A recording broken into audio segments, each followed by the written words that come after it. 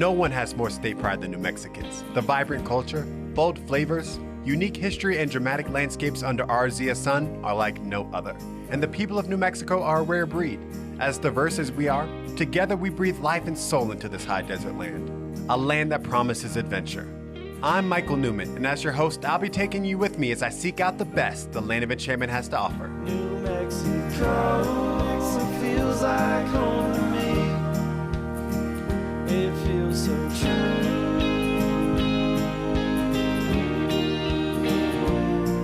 It's time well spent when I spend it with you. Thanks for tuning in for another episode of New Mexico True Television. This week we're exploring the rich native culture of our state, from wandering the ancient ruins of Chaco to native cooking on Pueblo and sampling the textiles of Crown Point. I relish it all. Just over 2 hours northwest of Albuquerque off New Mexico 371 is the town of Crown Point. Every month, the town hosts the Crown Point Rug Auction, an event that has drawn people to this remote locale of the Navajo Nation for over 50 years. With the town's long history as a meeting place and point of trade for the Navajo people, the significance of the Crown Point Rug Auction and its role as a stronghold for the Navajo community is undeniable. Here, the advantages play out on both sides. The purchase of these rugs provides income for the artisans, while at the same time gives buyers the opportunity to bid on some of the most exquisite rugs in the Southwest and for prices that cannot be beat anywhere else. I must admit, while I'm not in the market to buy a rug myself, there's no way I would miss a chance to attend this legendary auction. This is the real deal. Even if you are not bidding, the experience of being at this auction is an authentic and exciting way to immerse yourself in a rich tradition. Many of the motifs and designs harken back to the early 20th century. Influenced by the traders of the region, the rugs became identifiable by their patterns and colors. Crystals with their horizontal bands and wavy lines, chinlays distinct bands of diamonds and chevrons, and yay rugs depicting religious deities are just a few I am seeing tonight. Already, I am in awe of the magnificent rugs being presented on stage. The designs and craftsmanship are stunning. And to think the weavers rarely diagram these patterns, but rather visualize the designs in their heads, adds to my amazement. Traditionally, weaving has been the craft of Navajo women, an art that has been passed down from mothers to their daughters. In speaking with many of the people here tonight, I have not met a woman yet whose mother does not weave. My mom is a rug weaver, and my grandmother was a rug weaver. I see a lot of women wearing this red coral. Is that significant for a specific reason? There was a founder here that started the rug auction. She was a trader, Lavone Palmer, very beautiful lady. She was known as Hasta Yoshichi, and that stands for Lady Red Beads. And so this evening I wanted to wear my coral necklace in memory of her. And her daughters are all here. They're all wearing their coral necklaces. You know, that's what their mom wore every day, no matter what. She wore those beads, red coral beads. Lavone Palmer is obviously held in high regard in the Crown Point community, and I feel fortunate to be here for the auction's 50th anniversary. But Lavone wasn't the only woman behind this operation. I find out her friend Pauline also had a role in founding the auction, and Pauline is here tonight. Can you tell me the story of how it came to be? Lavone Palmer, she was our trader here at Crown Point. She told me one day, she says, Pauline, I have a room full of rugs. So she took me to that room. It was about 12 by 12. The rugs were stacked all the way to the ceiling. Everyone. There was only standing room left. And she says, what are we going to do? I can't buy rugs anymore because I'm full. And there's no market for it. She said, what do you think we should do? And I said, well, let me think about it. A couple days later, I came back and she was at the cash register and I slapped that counter and I said, hey, how about an auction? The first auction we had, I literally went out to the weavers and told them what we were planning, and I asked them to help us. Right. They were very leery as to what I was talking about and said people will raise their hand, and if they want your rug, they keep raising their hand, making it higher and higher. That doesn't make sense if you've never seen an auction before, right? One lady came, when she came, Lavone says, Pauline, I paid her $3 for rugs like that. I said, I'm gonna pull a minimum of $4 for her. I said, okay. So when the auction started, she sold her rug for $11. And then she was a believer. It's hard to believe that only 50 years ago, these rugs would sell for a mere $11, when today's market easily commands figures in the thousands. Handmade, locally made, values still held in high regard. These rugs will stand the test of time in more ways than one. Since the conception of this auction, Navajo textiles are finally earning their due. And as a New Mexican and someone who relishes our native art and culture, I must offer my praises to Pauline and Lavone for their role in saving Navajo textiles from extinction and elevating them to the status they enjoy now. The Crown Point Rug Auction happens on the second Friday of every month, usually, but best to check before you go. Oh, and there's no lodging in Crown Point, and the auction can run late into the night, so you may want to book a room in nearby Gallup or Grants for the night. And lastly, they do not take credit cards. They prefer cash or traveler's checks, but will accept personal checks. And now, from the pages of New Mexico Magazine. Chaco Culture National Historical Park, known to many as Chaco Canyon, is located just under 3 hours northwest of Albuquerque off US 550 and Road 7900. In this remote canyon away from much of today's civilization, the ancient Chaco and Pueblo people once thrived. With short growing seasons and long harsh winters, it's somewhat surprising that this site in the San Juan Basin served as a hub for people over 1,000 years ago. Yet the grand scope and style of architecture is undeniable. Chaco was a centerpiece of culture and economic activity in its day, surviving here more than 300 years. The stone structures of Chaco were unlike anything built prior, and the hundreds of rooms and multiple kivas reaching 4 or 5 stories high are evidence of an extremely advanced and sophisticated society. In the construction of these buildings, the Chacoan people referenced solar, lunar, and cardinal directions, paralleling celestial alignments. And many buildings were placed within line of sight for the purpose of communication. Every element was engineered with the utmost precision. Not to mention, the mere placement of the site is among sacred mountains, mesas, and shrines for the Pueblo people. For all of these reasons and more, the energy field of Chaco is powerful. There is definitely an inherent mystical and magical quality to be experienced here.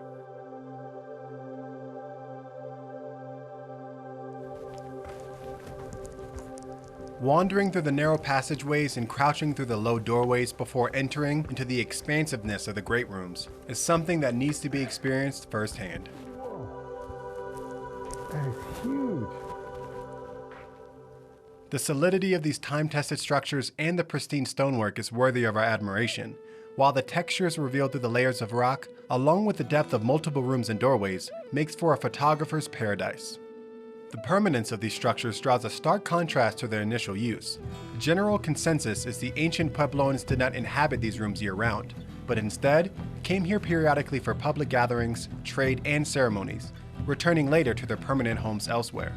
That said, the emphasis on Chaco's use for ritual and ceremonial purposes is growing, and the sheer numbers of kivas on the premises supports this theory. I have to say it's very humbling to think that I'm standing in the same place that a human did over 1,500 years ago, and using this ceremonial space, the kiva, for their traditions and their ceremonies every year. And the fact that we're standing here and it's so well preserved, it's really astounding. In looking over the expansiveness of the ruins within this canyon, I find it even more remarkable Chaco was merely the center of a larger network of pueblos spreading throughout the Four Corners region, with outlier communities and great houses of Chacoan culture reaching all the way into Arizona, Colorado, and Utah, most notably Mesa Verde. Perhaps lesser known, but also impressive, are the Aztec ruins, located along the Animas River in the city of Aztec. Its very name reveals the mistaken notion by white settlers that the ruins were Aztec in origin, versus their rightful identity relating to the ancestral Pueblo peoples. And today, there is no room for doubt of the Chacoan influence on this site. The ruins are comprised of multi-story great houses as well as smaller pueblos and a great kiva, which was reconstructed in 1934 under the direction of Earl H. Morris of New York City's American Museum of Natural History. The West Ruin once had more than 500 rooms centered on an open plaza, many of which still have the original wooden roofs.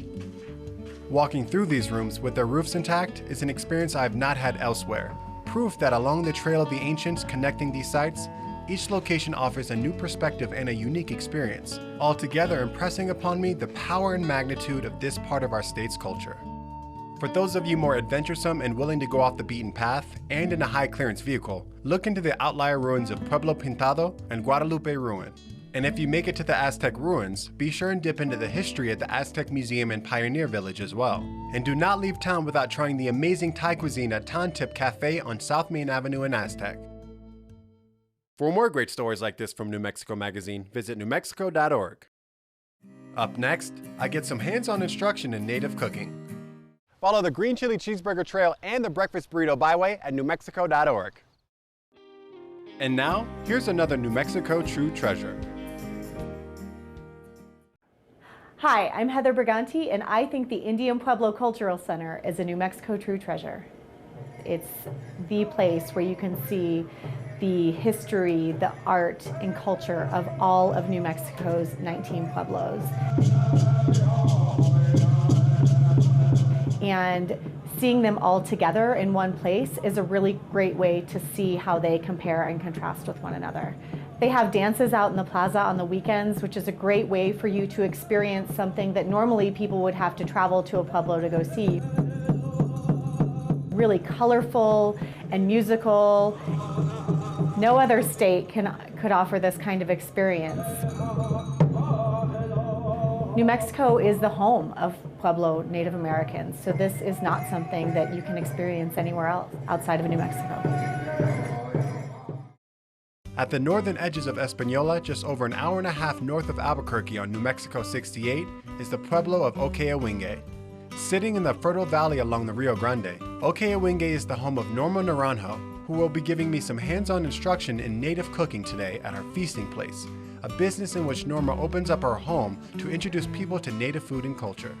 Welcome, Michael, to my home. Thank you for at having me. Okeawinge. I want to introduce you to my family. All the women of Norma's family have come together to prepare for the Pueblo's upcoming feast day. I feel fortunate to be having my class when so much activity is taking place. I'm making a pie dough that's very, very simple. The original name for the Tewa name for the outdoor oven is called apante. Apante, okay. And then, of course, the pies are pates. Pates. The Pueblo women didn't have any type of fruit, so the only thing that grew wild was the wild plums for the pies. Fruit to put in the pies. But what they did have was a lot of corn. So cornmeal traditionally served as the base for the pie dough. The crossover between Spanish and native cultures is definitely seen in the food. Case in point, the empanadas Norma is instructing me on right now. So crimp it at the edges. After completing the basics of pie assembly, Norma brings on Mary for the artistic handiwork. I'm doing what is called an infinite circle, and sometimes you see this in a lot of pictoglyphs or petroglyphs. Mm-hmm. I just thought it was fun to put on a pie. Yeah. Because it's going to be infinite delicious. Yes, it will be. But don't try this at home. Only under supervision. Yeah, only if you- So now what we're going to do is we're going to go outside because I believe the bread is ready to come out. Wow, so what I saw was only the beginning of the bread baking. And I usually leave my bread in about 40 to 45 minutes. Okay. Okay. Mm-hmm. So this is a whole, as you Wow. can see, it's golden brown. Golden and delicious. So do you want to give it a try? Yes, yes. Okay. I like this little tool. Once I start pulling bread out of the horno, or pate, I get my first glimpse at just how deep these mud ovens are, which is absolutely necessary when you are preparing a feast for mass amounts of people. I think we'll keep him. Yeah. I told you were gonna put me to work. Yeah. Once you get me started, there's no stopping. Look at all these ladies are relaxed now. They don't have to do it. Yeah, you guys relax. I'll do all the work, no problem. All joking aside, I feel I finally earned my place on the team. This is my little garden chili patch. So what we're going to do is pick them and wash them, and then we're going to roast them out in the ashes. That's what we did when we were growing up. My grandmother would bake bread and we would pick chili and roast it. So. Right. Growing up, Norma's family raised cattle and farmed, and much of what Norma learned in terms of cooking came from her grandmother Rosalia and mother Margaret. Harvesting and living off the land are the foundations for Norma's cooking, and the lifestyle she enjoys sharing with those of us who take her class. The chili, squash, and tomatoes we're picking now will be going into a chopped salad and a green chili stew we're making for lunch. Talk about farm to table. Just throw it all in. Yeah, just throw it all in. From what your mother and grandmother taught you, have you taken some of those old recipes and put your own touch on them? I have, but I really try to stick to the old recipes. Yes. Right. If it ain't broke, don't fix it, right? Yeah, right. I can certainly appreciate Norma's traditionalist approach.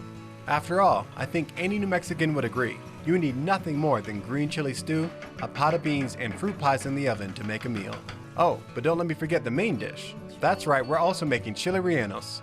But in this case, we're making blue corn chili rellenos, which is another first for me. And you want to make sure that your oil is, quite hot so you can have a little toast to it. Flip that one. Think done? Yeah? Okay. Don't they look amazing? They do indeed. In fact, this whole spread looks amazing. I can't believe we pulled this all together since I got here. And all that made from the garden. I learned a lot today, including some Tewa words. Some new friends Exactly. and part of family. Totally. When you cook together, that's when you become family. You know. And I mean it. I felt welcome from the minute I walked in the door.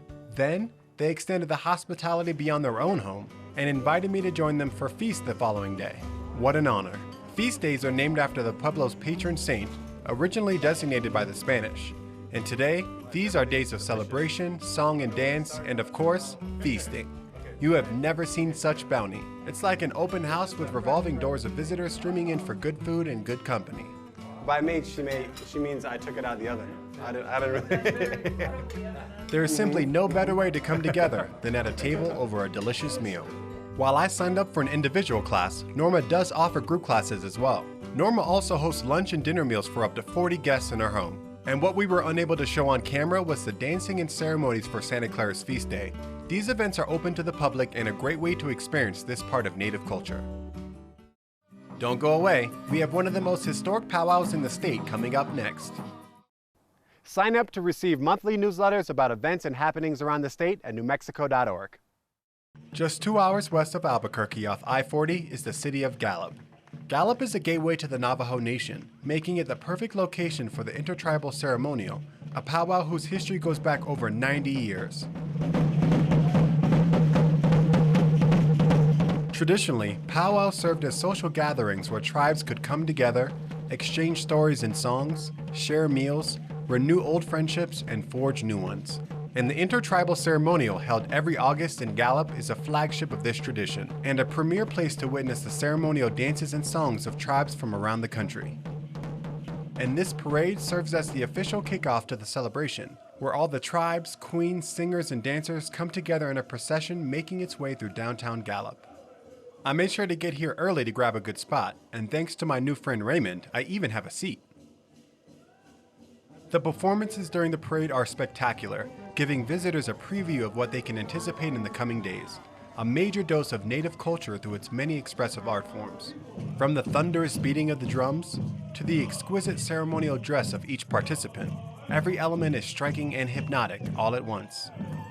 This procession is an event unto itself, and for those who cannot make it to all the festivities, it's a good way to go, as it gives a powerful overview encapsulating the energy and spirit of the ceremonial.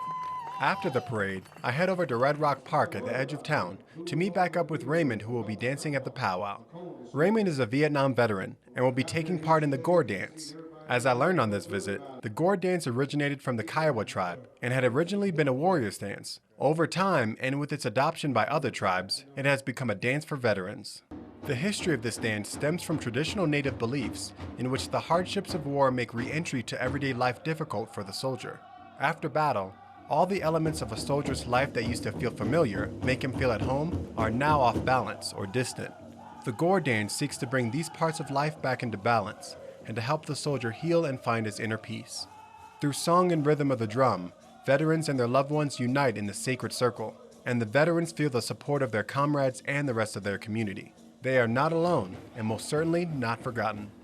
The Gore Dance is a beautiful and powerful ceremony to witness, and it's representative of the other dances taking place here, in that each one, from the ceremonial dress to the songs themselves, have deeper symbolic meaning. After bearing witness to many of these dances, I had the chance to speak with Rhonda, who works behind the scenes to bring this week of celebration to the masses each year.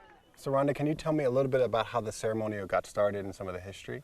Well, it's been since 1922. Wow. So the tourists would come in and they'd see the people on the reservation coming to Gallup. They had the dances, they had the powwow, they had the song and dance, the rodeo, all the traditional foods, just camping out and sharing stories with each other. So that's really what it is everybody comes together to share the beauty of the culture, the history in this area. Right. And their songs and their stories. And everything about their stories has to do with Mother Earth, the Father Sky, the songs, our prayers, everything that's in our prayers. And you can see them and they dance. And it's so awesome. Everything is sacred. And for me, as a non-native, coming and seeing these kinds of exchanges, it feels so inclusive. It's like this global community of native peoples and the native ways that how much we can learn now. That's what we are. And so that's what we want to even blossom even more. Let you feel that. Let it just run through your blood. When you're here and you hear the drums. Yeah, I was going to say, sitting and feeling the drum, it's so intoxicating. You get so sucked into it, and you understand the energy that's in the room.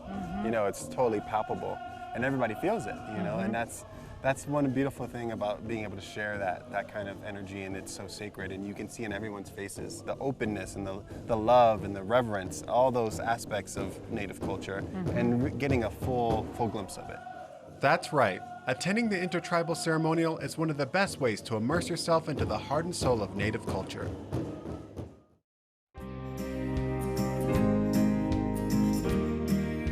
I'm glad you were able to join me on this journey through Native New Mexico, though we have just scratched the surface of this deeply rooted culture. With that being said, what are you doing next weekend?